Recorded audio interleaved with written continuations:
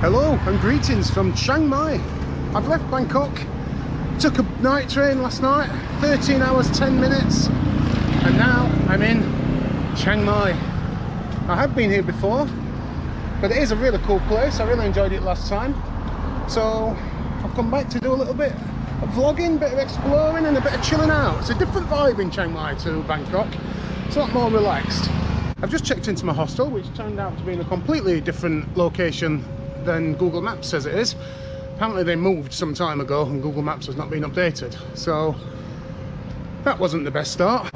My hostel, I paid £1.50 per night, and that includes free toast and coffee in the morning, so that's pretty good, and it's a decent hostel as well. I've had a couple of hours extra sleep, so I'm feeling nice and fresh now, and yeah, basically I'm just going to have a wander around. I'm not going to do too much today, just get my bearings a little bit. And now I think I'm probably going to go and get some food. Quite like the idea of a curry, a mid-afternoon curry in Chiang Mai. Let's have it. Chiang Mai has, depending on which website you read, between 150 and over 300 temples, and they're right in the old town, a lot of them, a lot of the big ones. And so yeah, I guess we'll see a few of them. We're just going to explore the kind of walled city, the old town of Chiang Mai, and just try and get a feel for the place. Right, so literally like 1 minute walk away from my hotel, and we've come across our first temple complex. Not sure where the actual temple is in this place. Maybe it's this thing here.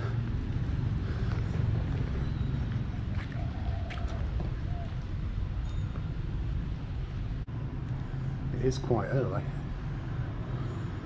and the first temple I've come to is completely empty. Just seen a couple of monks wandering around, but no tourists. Well, there's another temple over here. Now this video is not going to be just temples, but I am going to be nipping in them as I pass them, and as you can already see, there's quite a few. This looks like a big one. Right, it's like a big complex. Sounds like there's some kind of ceremony going on in here. It's quite a modern one, this.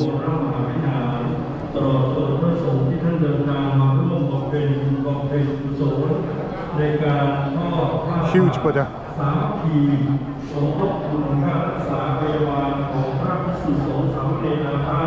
This is located at the back of the complex. But check this out over here. Bloody hell.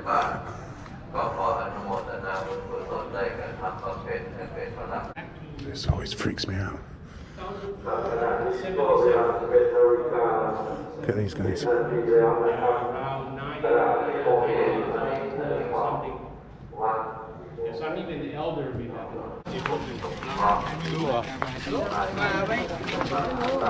As I said, this video is not going to be just temples, but I am going to be going in them as I pass. But don't worry, there will also be crispy pork. Chiang Mai is a great place to be based if you want to go off and do some trekking, some waterfalls, hiking, elephant sanctuaries. I'm not going to be doing any of that. I'm just going to basically hang out in the city and just chill.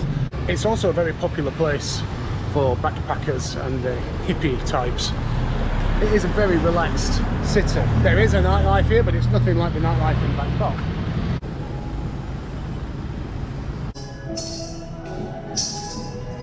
Just here we've got a sign telling you the do's and don'ts of temple etiquette. So these are the things you're not allowed to wear. It's mainly don'ts, to be honest. So you're not allowed to wear shorts, and you have to have your shoulders covered. Don't point your feet towards the Buddha. You can't hug or kiss in a temple. You can't smoke or drink alcohol in a temple either. And do take care of your belongings. So mainly a list of things you're not allowed to do.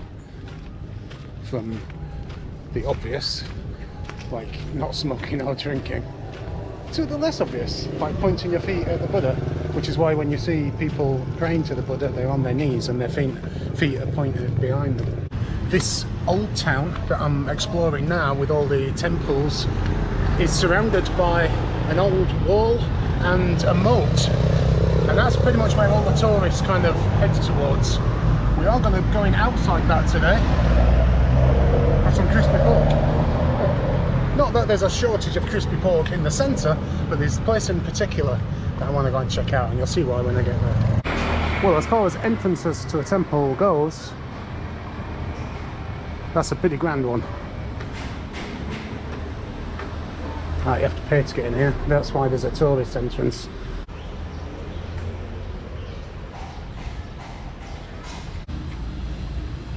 So, just for this one. Wow, look at this. Oh, you women are missing out.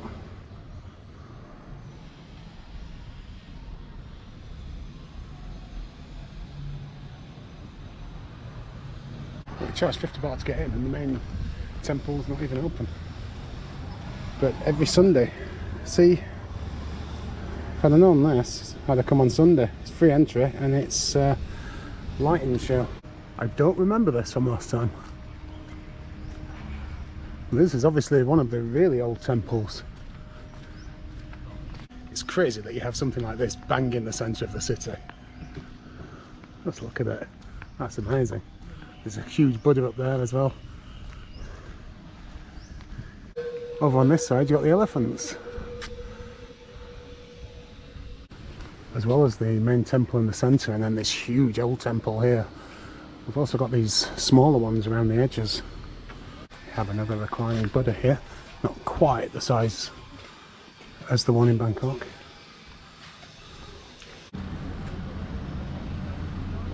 It's incredible that last time I came here, I think we were here twice. Came here for a few days, then went off to Chiang Mai, then came back for another few days, and stayed in the centre of Chiang Mai and never saw this. How can you miss that? You can actually see it from outside the temple. I spotted it the other day. So I'm not sure whether we did come in this temple or not, to be honest.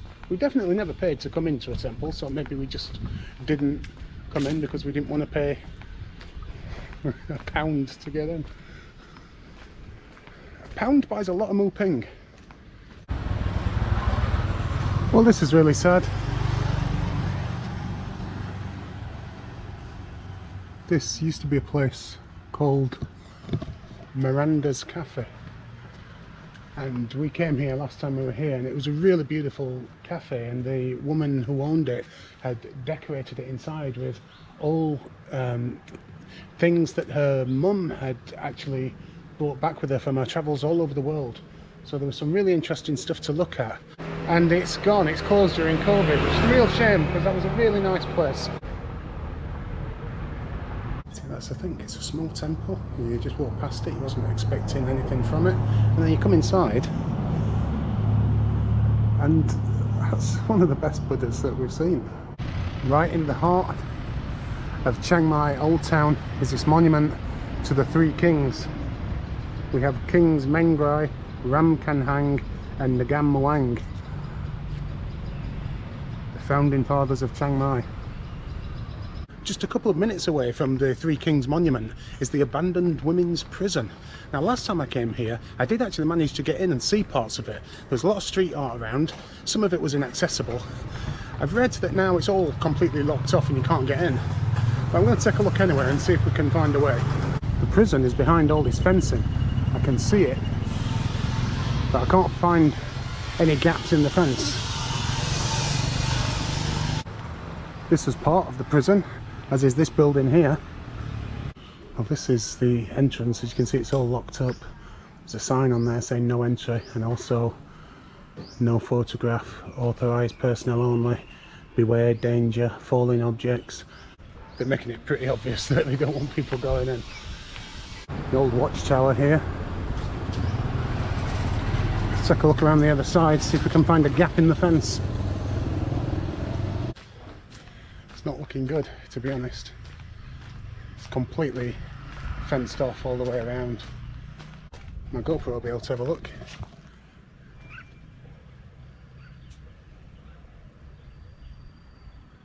Well, unsuccessful. As I said last time, there was an entry round about here, and we did manage to get in, and we walked all the way through the grounds and over to the other side where the watchtower was.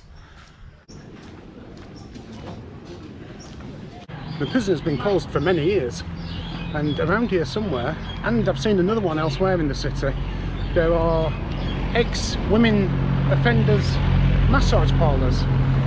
So women who have spent time in prison, when they are released and they go through a rehabilitation programme, a lot of them end up working at these massage parlours. It's their second chance to contribute to society.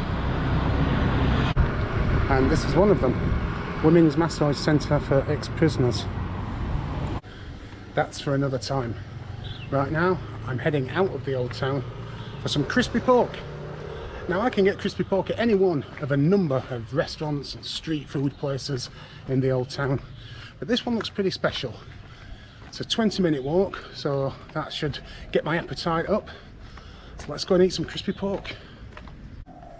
Seems to be quite a bit of street art down here.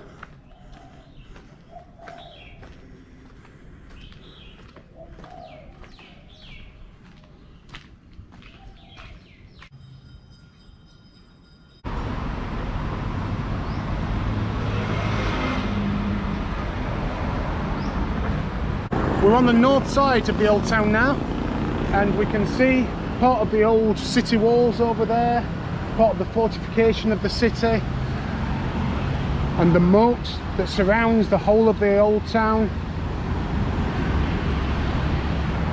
And so we're heading over here now to go and find our crispy pork.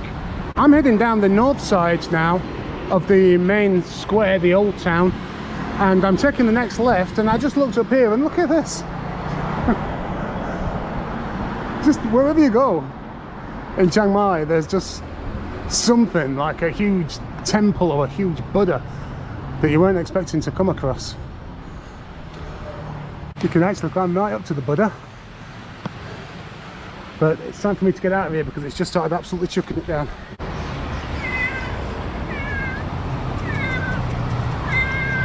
Well, I've had to take a break, as you can see.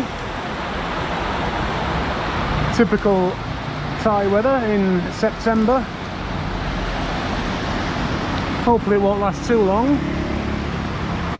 So here we have two of the most popular street art characters. This one I've seen a lot of this time, and this one has been around for years, and this is the first time I've actually seen them both together. It looks like this is the place, and it looks very popular. This is what they specialise in, crispy pork. Well, let's go and take a look. Wow, look at this. Oh, it's pretty amazing. These are the tandoors that they cooked in. We've got chicken and crispy pork in there. Wow, the smell is amazing. Just chicken in that one. I found out about this place through the Mark Weins YouTube channel. And in there it shows how they actually get transferred from one to the other. I guess there's different types of heat, so they'll cook in a couple to like kind of make the meat, and then they get transferred into one where it's much hotter to crisp up the fat. Look how much pork there is over there. This is the menu then. So what I would normally go for is the rice topped with crispy pork, but because it's such a pork heaven, I'm just going to go for crispy pork, and I'm going to get the medium one at 100, so that's like just under £2.5. There's no need for rice, just crispy pork. Did fancy the morning glory as well, because I've not had that yet, and I do like morning glory, but we are in crispy pork heaven, so I don't want to be filling my belly with things like rice and morning glory. I just want crispy pork. So here we are then, crispy pork heaven. It looks and smells absolutely fantastic. We've also got some greens with it, which is nice, and a bit of red hot chilli. I will try that, but not until the end. This looks wonderful. First thing, I'm going to pop a bit of crispy pork on there so that doesn't blow away. And yeah, here we go then.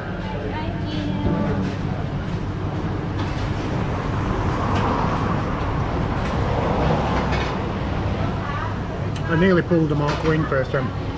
My God. That is the best crispy pork I've had since I've been here.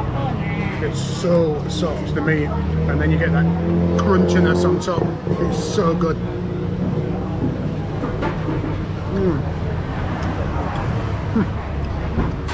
Wonderful. There's people who I've made friends with in the hostel, and they've all hired scooters and gone off to see waterfalls and national parks and all that. And they said, "What are you doing today?" I'm going for some crispy pork. I made the right choice. I just dipped my last piece of pork into this dip, and it's not that bad actually. I mean, I didn't cover in it like Mark Weins would, but it was okay. But it does take away from the flavour of the pork, and that's what I came here for. So you've got this spicy dip, and if that's not enough, you've also got these chilies there. Now, I'm such a wuss when it comes to chilies, and you see people here, they just piling on spoonfuls after spoonful. Not for me. I just went to pay the guy, and I gave him the money, and as he was coming back with the change, I said to him, "I've just walked a long way to come here, but it was worth it." And literally everyone in the kitchen area all turned around smiling, giving me the bow, and the Thai people are just so bloody lovely. Me belly full of crispy pork, now I take a little walk to burn off all them calories, get some more pork inside of me. It's a hit.